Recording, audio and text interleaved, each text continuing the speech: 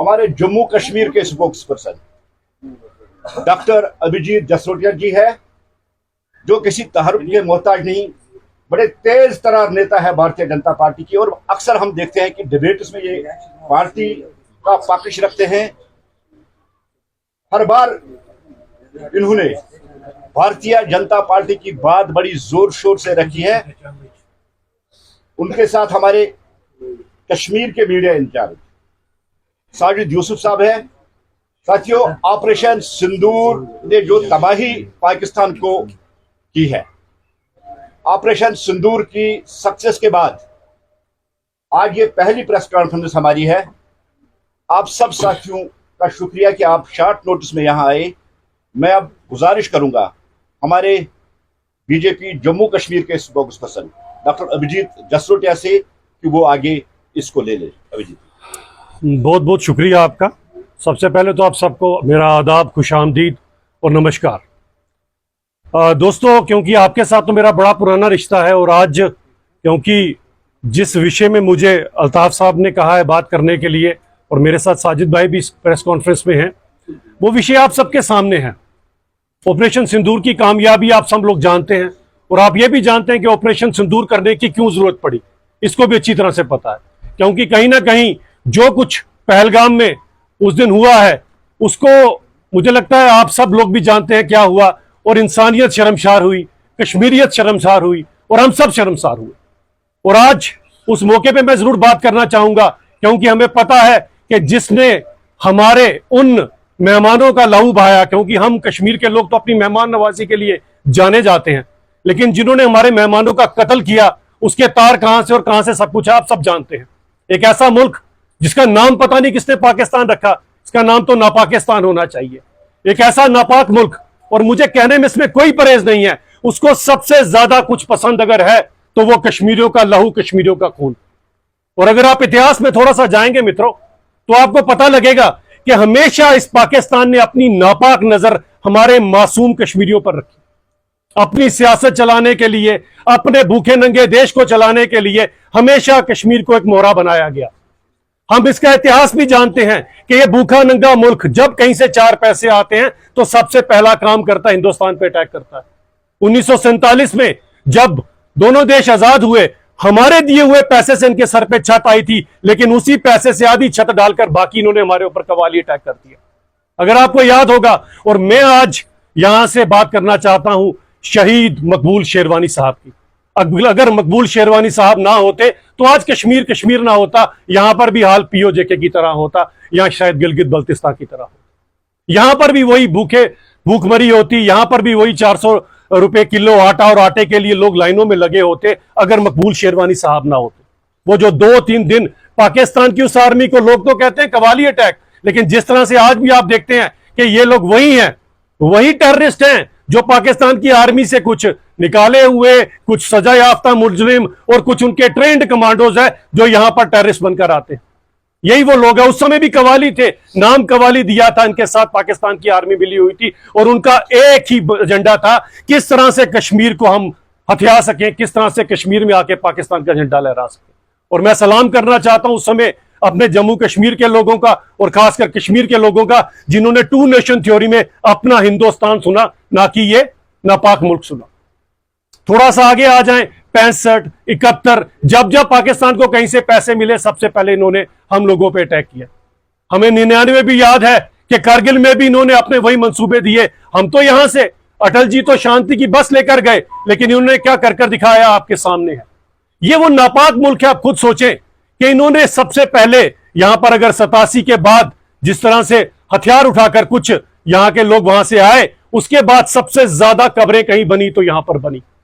सबसे पहले हमारे कश्मीरी हिंदू भाइयों को यहां से निकाला गया, गिरिजा टिक्कू, टीकालाल टपलू, इन सब की निर्मम हत्या की गई। क्यों? उनका मजहब देखकर की गई। लेकिन अगर पाकिस्तान ऐसी बात करता तो उसके बाद फिर कश्मीरी मुसलमानों का खून ना बहाता। लेकिन 1.5 लाख कब्रें जो बनी है वो कश्मीरी मुसलमानों की है, इसी नापाक मुल्क की वजह से है। तो ये नापाक मुल्क, ये मत सोचिएगा कोई मजहब देखकर किसी को बख्शेगा। इसके लिए एक ही मजहब है, वो मजहब है किस तरह से ये कश्मीरियों का लहू बहा सके। कश्मीरी हिंदुओं के यहां से जाने के बाद जो यहां पर कत्लो गारत का सिलसिला हुआ, आप खुद सोचिए, पीरों फकीरों की धरती, सबसे ज्यादा अगर जियारतें पूरे दुनिया में कहीं पाई जाती हैं तो यहीं पाई जाती हैं। खुद सोचने की बात है कि क्यों यहां पर इतनी जियारतें हैं, क्योंकि हमारी वो सोच है, हमारी वो सूफी सोच है जिसमें हम सभी लोगों को अपने साथ लेकर चलते हैं। लेकिन ये नापाक मुल्क कभी हमें देखकर राजी नहीं है। इन्होंने क्या नहीं किया यहां पर हम लोगों के साथ, और अब खासकर जब इन्होंने पहलगाम में वो काम किया जो आज तक नहीं किया था, इसका कारण क्या था ये आप लोगों को समझना पड़ेगा, और जरूर समझना पड़ेगा। 5 अगस्त 2019 के बाद जब 30 साल बाद कश्मीर के लोगों ने अच्छे दिन देखे, शिकारे वालों ने, रेडी फेरी वालों ने, होटल वालों ने, आम लड़कों ने, नए नए युवाओं को जब रोजगार मिला, किसी की सुमो चली, किसी की टैक्सी चली, किसी की स्कॉर्पियो चली, हर एक इंसान ने यहां पर पुराना 20 साल से जिन्होंने लोन नहीं दिया था अपने होटल्स का, उन्होंने पुराना लोन भी चुकता किया और अब नए लोन भी लेकर रखे हैं। लोगों ने नई नई टैक्सियां डाली हैं, यहां के युवाओं ने 3-4 सालों में हर इंसान ने यहां पर खुशहाली देखी, अमन देखा, सुकून देखा, पैसा देखा। और ये देखो इस समय कि इस नापाक मुल्क का नया षड्यंत्र आ गया कि किस तरह से मैं फिर से कश्मीरियों का लहू बहाऊं। तो उन हमारे 26 मेहमानों का जब कत्ल किया गया और उनका धर्म पूछकर कत्ल किया गया, मंसूबा एक ही था साथियों, और मंसूबा यह था किस तरह से आम कश्मीरी के पेट पे लात मारी जाए। सोचे ने वो तो बेचारे 26 मासूम जो उस दुनिया से चले गए, उनके घर की भरपाई कोई भी नहीं कर पाएगा, मैं भी सिर्फ बात ही कर पाऊंगा। वो तो पूरी जिंदगी का दुख है जो उन्हें लगा है। लेकिन शर्मसार हम लोग हुए क्योंकि मेहमान वो हमारे थे। वो सोचने की बात है कि जब वो यहां से चले गए तो लात किसके पेट पर पड़ी? लात आप सब लोगों के पेट पे पड़ी। ये सोचने वाली बात है इसके अंदर कि आप सोचिए, पूरा साल हमारे लोग टूरिस्ट का इंतजार करते हैं कि कब टूरिस्ट आएंगे। किसी ने अपना लोन देना है, किसी ने अपनी बहन की शादी करानी है, किसी ने बेटी का निकाह कराना है, किसी ने बूढ़ी मां का इलाज कराना है। कोई ये देख रहा है कि मेरे बाप के घुटने बदलने वाले हैं, टूरिस्ट आएंगे, 4 पैसे कमाएंगे तो मैं अपने बाप के घुटने बदलवाऊंगा। किसी ने यह सोच के रखा होगा कि अभी नया नया घर डाला है, इसकी किस्तें बाकी हैं, इस बार टूरिस्ट आएंगे, खूब मेहनत करूंगा तो मैं अपने घर की किस्तें चुकाऊंगा। किसी ने नई टैक्सी, किसी युवा ने यह सोच कर ली कि इस टैक्सी को तो मैं इसी साल में फ्री करूंगा। 2.5 करोड़ पहले टूरिस्ट आए थे, उसके बाद भी 2.5 करोड़ आए, इस बार शायद 4 करोड़ आए और मैं अपनी गाड़ी फ्री कर लूंगा। हम सबके मंसूबों के ऊपर इस नापाक मुल्क ने पानी फेर दिया, और यह नापाक मुल्क कभी परहेज नहीं करता। मैं बताना चाहता हूं कि इस नापाक मुल्क ने आज हमें यह तो बता दिया कि चाहे हिंदू हो, चाहे सिख हो, चाहे मुसलमान हो, हम सब हिंदुस्तानी एक हैं। लेकिन यह परहेज नहीं करता। आप खुद सोचिए, पुंछ के अंदर जब इन्होंने अटैक किया, आपको शायद पता होगा कि गुरुद्वारा नंगाली साहब के ऊपर भी अटैक किया गया, हनुमान जी के प्राचीन मंदिर के ऊपर भी अटैक किया, और बख्शी मस्जिद भी नहीं गई। यानी कि इनके लिए मस्जिद, मंदिर, गुरुद्वारा कोई मायने नहीं रखता। केवल और केवल इनका मंसूबा, केवल और केवल इनका षड्यंत्र कि किस तरह से कश्मीर के ऊपर जो इन्होंने अपनी गंदी नजर रखी हुई है उसमें ये कामयाब हो जाए। और आज देखिए हमारा कश्मीर हम कहां से कहां पहुंच गए, और ये नापाक मुल्क की आप हालत देखिए क्या है। पहले जियाउल हक, उसके बाद परवेज मुशर्रफ, अब ये आसिफ मुनीर जैसा इंसान, वो भी उसी फिराक में है कि किस तरह से यहां पर मैं फिर से एक और प्रेसिडेंट उनको, क्योंकि डेमोक्रेसी नाम की चीज तो कभी आई नहीं। आती तो इमरान खान आज बाहर होता, ना कि जेल में होता। डेमोक्रेसी से दूर दूर तक इस नापाक मुल्क का कुछ लेना देना नहीं है। यही कारण है कि यह षड्यंत्र बुनता है कि अपने भी लोगों का ध्यान कैसे इधर उधर किया जाए। आज हालत क्या है पाकिस्तान के अंदर? कोई सुरक्षित नहीं है।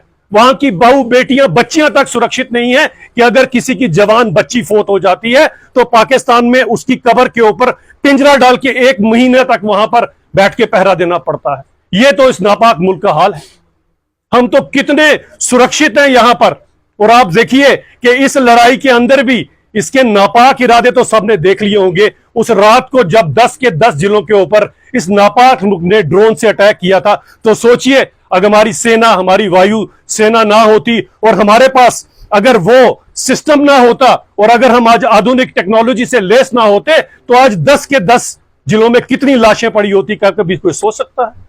ये इसी नापाक मुल्क का षड्यंत्र है कि अब इन लोगों को, क्योंकि हमारी बात नहीं मानेंगे, ये हमारे साथ नहीं है, उन्होंने बता दिया हम सब लोगों ने। और पहलगाम के बाद जब हर इंसान ने तिरंगा लेकर अपने घर से बाहर निकला, उसने षड्यंत्रकारी मुल्क को बताया कि हमारे मेहमानों का तुमने लहू नहीं बहाया पाकिस्तान, तुमने हमारा लहू बहाया।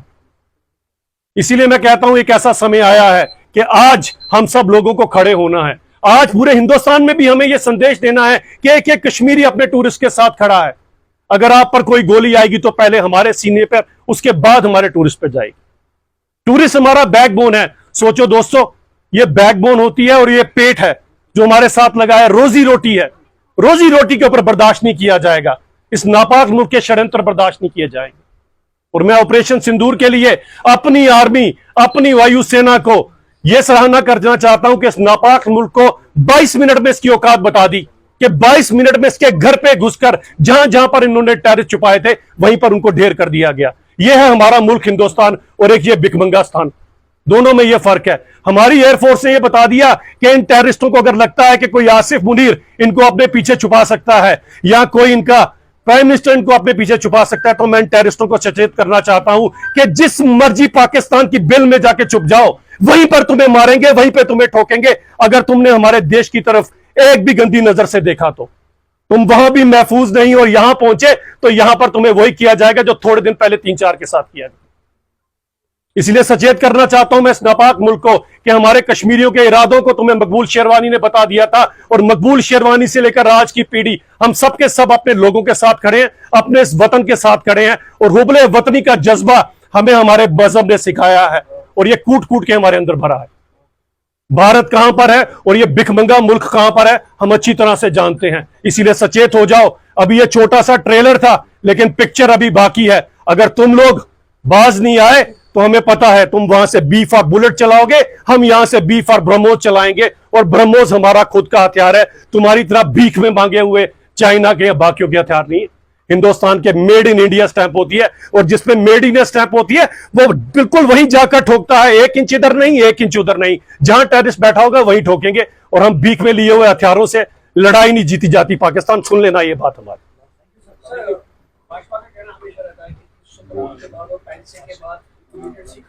एक इशू रह गया, मैं 2 मिनट में वो भी कर लूं, आप लोग एंथुसियास्टिक होंगे इसमें।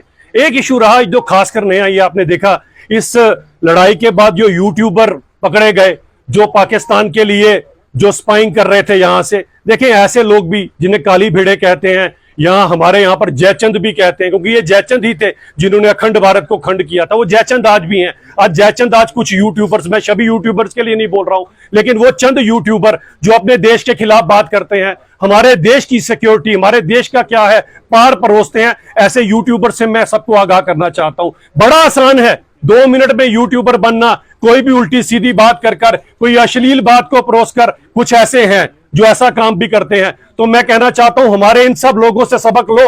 ये कितनी मेहनत करते हैं, ये सब कुछ चाहे तो क्या आपकी तरह ये गलत रास्ता इख्तियार नहीं कर सकते, लेकिन ये सबके सब हिंदुस्तानी, ये सबके सब वो लोग हैं जो अपने हक हलाल की कमाई खाते हैं। इनसे सबक लेना चाहिए यूट्यूबर्स को, और फेसबुक पे जो चलते हैं लोग कि सबसे पहले वतन है उसके बाद सब कुछ है। और ऐसे यूट्यूबर्स को भी मैं आगाह करना चाहता हूं कि देश के खिलाफ अगर कोई भी कार्रवाई करोगे तो अब कानून इससे भी कड़े होने वाले हैं। ऐसी एक भी कार्रवाई बर्दाश्त नहीं की जाएगी। हमारे यहां पर काली भेड़े इस फॉर्म में यो कोई हैं, ऐसे यूट्यूबर हैं, ऐसे कोई पेज चलाने वाले लोग हैं। क्योंकि एक ऐसा षड्यंत्र उस समय भी भुना गया था पहलगाम के अटैक के बाद, अगर आपको याद होगा, एक पेज के ऊपर यहां पर फ्लोट किया गया कि पता नहीं बाहर क्या हो गया और क्या नहीं हो गया हमारे स्टूडेंट्स के साथ।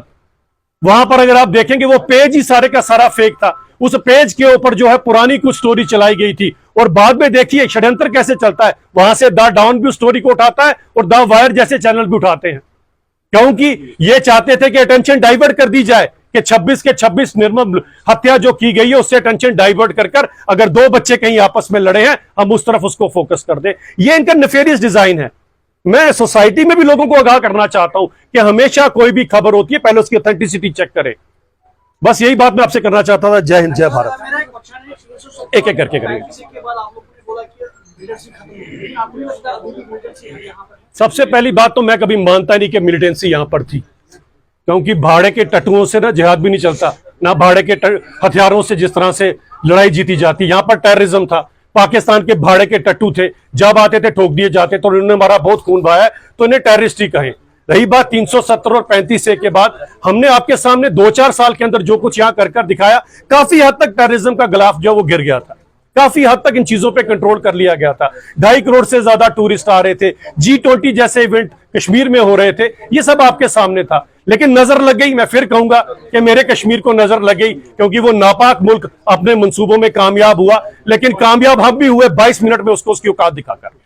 उनके लिए आपको क्या कहना है? मेरा ये कहना है कि सोफिया कुरैशी हमारी बेटी, हमारी बहन ने ये एक मिसाल कायम की, खासकर हमारी मुस्लिम बच्चियों के लिए, कि जब हमारी मुस्लिम बच्ची खड़ी होगी तो वो सिंदूर का बदला भी लेगी। उसने ये इतनी बड़ी एक चीज कर दिखाई है जिसके लिए पूरा हिंदुस्तान जो है वो आज उनकी सराहना कर रहा है। अगर कोई किसी ने कोई ओछी बात की है उसे हम नजरअंदाजी करें, यही हमारा बड़प्पन रहेगा।